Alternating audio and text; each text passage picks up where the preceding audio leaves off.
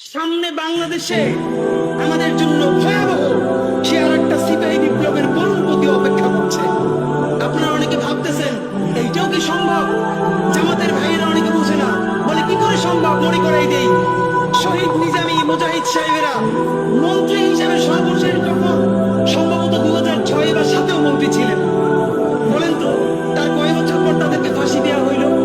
10 বছর লাগে নাই, রানিং ফুল মন্ত্রী ছিল, লক্ষ লক্ষ মানুষ তাদের সাথে ছিল, তাদের মন্ত্রণালয়ে একটা পয়সার দুর্নীতি বের করতে পারে নাই। 10 বছরের মধ্যে মন্ত্রিত্বের পর তাদেরকে ফাঁসি দেওয়া শুধু হয় নাই, তাদের সন্তানরা তাদের জানাজাটা পর্যন্ত করতে পারে নাই। সংখ্যা দিয়ে হয় না ভাই, কোটি কোটি মানুষ দিয়ে সবকিছু হয় না। আজকে আপনারা প্রথম আলোর বিরুদ্ধে বলেন, এই যে আসার সময় বলতেছিলাম সাহেবরে, প্রথম আলো প্যারালাল কাছাকাছি একটা পত্রিকা কি আমরা দাঁড় করাইতে পারছি? অনেকে বলে আমার দেশের কথা, আজকে শুধু বলি পরশু জানলাম প্রথম আলোর 10 ভাগের 1 ভাগ বিনিয়োগ এবং আর্থিক সম্পত্তি আমার দেশের নাই। 5 কোটি টাকা হইলে আমার দেশ একটা নতুন প্রেস কিনতে পারে, তাইলে পত্রিকাটা ঠিক মতো ছাপাইতে পারে, ভাড়া লাগে না, সেই টাকাটাও তাদের নাই। ভাই, ভালোবাসা দিয়া পয়সার কাজ হয় না।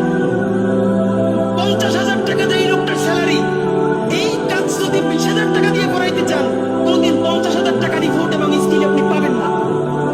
ওই 50,000 টাকাই লাগবে। মানুষ মাগনা কাটে 3 দিন, একজনকে দাওয়াত খাওয়াই 2 দিন 3 দিন, তারপরে আর চলে না। আমাদের আর্থিক যোগ্যতা অর্জন করতে হবে, আমাদের অনেকগুলো প্রতিষ্ঠান লাগবে, একটা প্রতিষ্ঠান না। আমাদের ভাইদের সমস্যা কি জানেন?